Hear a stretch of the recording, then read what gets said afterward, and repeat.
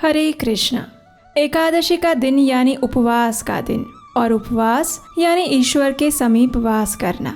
हमारी अंदर 11 इंद्रियां होती है और ये 11 इंद्रियां हैं 5 ज्ञानेंद्रियां, 5 कर्मेंद्रियां और 1 मन। हम अपने दैनिक जीवन में अपनी इन सभी 11 इंद्रियों से जाने अनजाने में अनेक पाप कर्म करते हैं और इन सभी पाप कर्मों का नाश हो सकता है जब हम एकादशी व्रत का पालन करते हैं। और इसलिए एकादशी का व्रत प्रत्येक मनुष्य के लिए अत्यंत महत्वपूर्ण है। बृहद नारदीय पुराण में कहा गया है, ब्राह्मण क्षत्रिय वैश्या शूद्राणां चैव योषिताम् मोक्षदं कुर्वतं भक्त्या विष्णु प्रियतरम द्विजः। हे ब्राह्मणों, भले ही कोई ब्राह्मण, क्षत्रिय, वैश्य या शूद्र हो, परंतु यदि कोई पूर्ण भक्ति भाव से एकादशी व्रत का पालन करता है तो वह निश्चित रूप से मुक्ति का अधिकारी है। पद्म पुराण में भी कहा गया है कि जो मनुष्य अकस्मात ही अनजाने में भी एकादशी व्रत का पालन कर लेता है वो कभी भी यम यातना में नहीं पड़ता। प्रत्येक मास में 2 बार आने वाली कृष्ण और शुक्ल पक्ष की एकादशी तिथि से बढ़कर तीनों लोकों में दूसरा कुछ भी नहीं है। एकादशी और द्वादशी दोनों ही भगवान विष्णु के दिन हैं और ये दोनों ही उन्हें अत्यंत प्रिय हैं। हमारे इस भौतिक शरीर में तभी तक कोई पाप निवास करता है जब तक हम एकादशी व्रत का पालन नहीं करते। हमारे शास्त्रों में तो यहाँ तक बताया गया है कि राजसूय यज्ञ, अश्वमेघ यज्ञ इत्यादि को 1000 बार किया जाए और उससे जो फल की प्राप्ति होती है उसकी तुलना एकादशी व्रत की 16वीं कला से भी नहीं की जा सकती। अर्थात एकादशी करने से प्राप्त पुण्य फल अन्य किसी भी यज्ञ से अर्जित पुण्य फल से अनंत गुना अधिक है। जब भी कोई व्यक्ति एकादशी के दिन उपवास करता है और फिर रात्रि में जागरण करके श्री हरि के पवित्र नामों का जप, कीर्तन और कथा श्रवण करता है तो वह मनुष्य अपने पितृकुल, मातृकुल और पत्नी कुल की 10-10 पूर्व पीढ़ियों का निश्चय ही उद्धार कर देता है। ये एकादशी तिथि हमारी आध्यात्मिक उन्नति के साथ साथ हमारे शरीर को भी निरोगी बनाती है। तो चलिए इस निर्जला एकादशी के उपलक्ष्य में हम श्रील प्रभुपाद के जीवन से एकादशी से जुड़ी कुछ सुंदर लीलाओं का श्रवण करते हैं। एक समय श्रील प्रभुपाद के एक शिष्य थे। उनका प्रतिदिन का नियम होता था कि वे उनकी साथ सुबह की सैर पर जाते और जब भी प्रभुपाद सुबह सैर करने निकलते तो वे अपने साथ आए हुए शिष्यों को कृष्ण भावनामृत के विषय में और गहरे चिंतन बताते और उनके प्रश्नों का उत्तर देते। एक समय ऐसे ही श्रील प्रभुपाद अपने कुछ शिष्यों के साथ सुबह की सैर करने निकले हुए थे। उस समय उनके एक शिष्य ने प्रभुपाद से पूछा, प्रभुपाद, क्या एकादशी शुभ है या फिर अशुभ है? कहने का अर्थ है कि क्या हम एकादशी का उपवास या उस दिन निर्धारित कर्म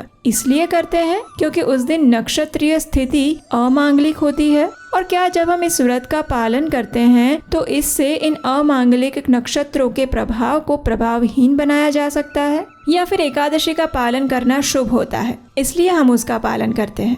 और अगर ये एकादशी शुभ होती है तो फिर हम व्रत और इसी प्रकार के अन्य कार्य क्यों नहीं करते? इतने सारे प्रश्नों की वर्षा सुनकर प्रभुपाद ने अपने शिष्यों को कहा, एकादशी अत्यंत शुभ दिन है। इस दिन व्यक्ति को उपवास करना चाहिए। उपवास शब्द उप तथा वास इन 2 शब्दों से मिलकर बनता है। उप का अर्थ है निकट और वास का अर्थ है रहना। इसका अर्थ है एकादशी का दिन भगवान के निकट रहने का दिन है। यद्यपि प्रत्येक दिन भगवान श्री हरि का ही दिन है, लेकिन फिर भी विशेषतः एकादशी के दिन को हरि के दिन यानी हरिवासर के रूप में चयनित किया गया है और इसके पीछे हमसे ये आशा की जाती है कि इस दिन को हम हरि भक्ति के द्वारा भगवान के निकट जाने में व्यतीत करेंगे। तो इस प्रकार श्रील प्रभुपाद ने एकादशी तिथि को लेकर अपने शिष्य के सभी संशयों को नष्ट किया। एक बार प्रभुपाद के वरिष्ठ शिष्य तमाल कृष्ण महाराज ने प्रभुपाद जी से पूछा, प्रभुपाद, मुझे याद है कि एक दिन आप निर्देश दे रहे थे कि एकादशी के दिन सभी दीक्षित भक्तों को हरे कृष्ण महामंत्र की कम से कम 25 माला का जप करना चाहिए। तो प्रभुपाद ने कहा, हाँ, कम से कम 25। तो तमाल कृष्ण महाराज ने पूछा, तो क्या इस नियम का पालन हमें अपने सभी मंदिरों में करना चाहिए? तो प्रभुपाद ने कहा, हाँ, इस एकादशी पर निर्जल रहो और सिर्फ हरे कृष्ण महामंत्र का जप करो। इस प्रकार प्रभुपाद ने स्पष्ट निर्देश दिए हैं कि एकादशी का दिन यानी माला जप करने का दिन इस दिन हमें अधिक से अधिक हरे कृष्ण महामंत्र का जप करना चाहिए। अगर आप निर्जला व्रत रख रहे हैं तो उस दिन आपको अधिक से अधिक समय महामंत्र जप करना चाहिए, यानी हरे कृष्ण कृष्ण कृष्ण हरे हरे, हरे राम राम राम हरे हरे। अगर आप बीमार हैं या गर्भवती महिला हैं और बिना जल के एकादशी व्रत करने में सक्षम नहीं है तो भी आपको फल, दूध इत्यादि के साथ साथ भी हरे कृष्ण महामंत्र का जप तो अवश्य करना चाहिए। और महिलाएं पीरियड्स के समय में भी ये मंत्र जप कर सकते हैं। आप किसी भी स्थिति में हो, किसी भी अवस्था में हो, ये महामंत्र आपकी आंतरिक और बाह्य चेतना को शुद्ध करने वाला है और निर्जला एकादशी के दिन अवश्य ही इसका लाभ उठाना चाहिए। श्रील प्रभुपाद अपने ग्रंथ भक्ति रसामृत सिंधु में लिखते हैं कि हमें सदैव श्री कृष्ण का स्मरण करना चाहिए और भगवान श्री कृष्ण का स्मरण दिलाने वाला एक ऐसा अवसर है एकादशी तिथि, जो कि प्रतिमास कृष्ण और शुक्ल पक्ष के 11वें दिन आती है। उस दिन सभी भक्तों को संपूर्ण रात्रि उपवास रखकर निरंतर भगवान की महिमा का गायन करना चाहिए। भगवान श्री चैतन्य महाप्रभु अपने शिक्षामृत में भी कहते हैं कि एकादशी के दिन साधक को भगवान श्री कृष्ण के पवित्र नामों का जप बढ़ा देना चाहिए। उसे भक्तिमय सेवा को सुंदर रूप से करने के लिए निर्देशित सिद्धांतों का पालन करना चाहिए। एकादशी उपवास के दिन अन्न भोजन वर्जित होता है। हरे कृष्ण महामंत्र का जप और स्वाध्याय, शास्त्र अध्ययन अधिक करना चाहिए। और आने वाली ये निर्जला एकादशी तो अत्यंत विशेष है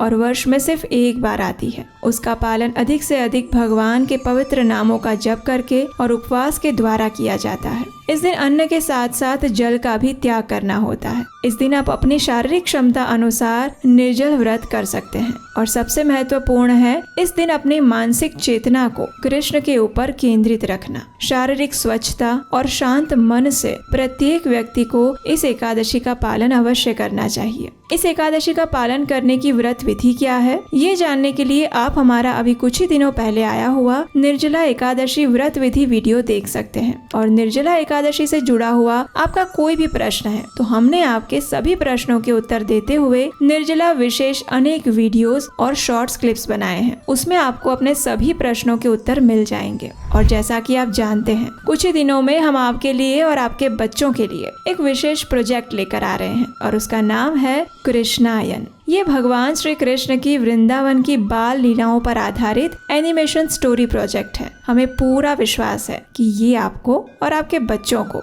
बहुत ही अच्छा लगेगा, क्योंकि इसमें भगवान की अनेक नटखट लीलाओं को हमने सुंदर एनिमेशन के साथ प्रस्तुत किया है। ये बहुत बड़ा प्रोजेक्ट है और इसलिए इसमें समय भी ज्यादा लगता है और इसे बनाने के लिए हमारी टीम को लक्ष्मी की भी जरूरत पड़ती है। इसका आधा कार्य हम पूर्ण कर चुके हैं, जिसकी कुछ झलक अभी आप स्क्रीन पर देख रहे होंगे। कृष्ण यानी जो सबको आकर्षित करने वाला हो। सच ही तो है, ऐसा कौन जीव होगा जिसे कृष्ण से आकर्षण ना हो। तभी तो उसे प्रेम करने वालों के साथ साथ उससे दुश्मनी निभाने वालों की भी कहाँ कमी थी।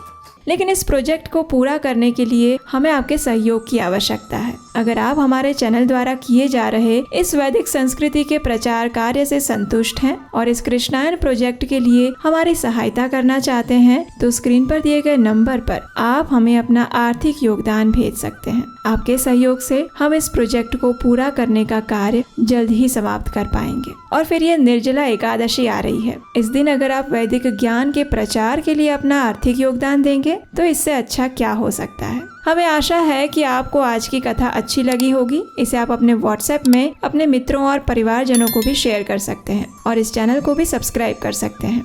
तो आइए शुद्ध मन और चेतना से इस निर्जला एकादशी का पालन करने की संपूर्ण तैयारी करते हैं और भक्ति पथ में दृढ़ता पूर्वक आगे बढ़ने का प्रयास करते हैं। हरे कृष्ण।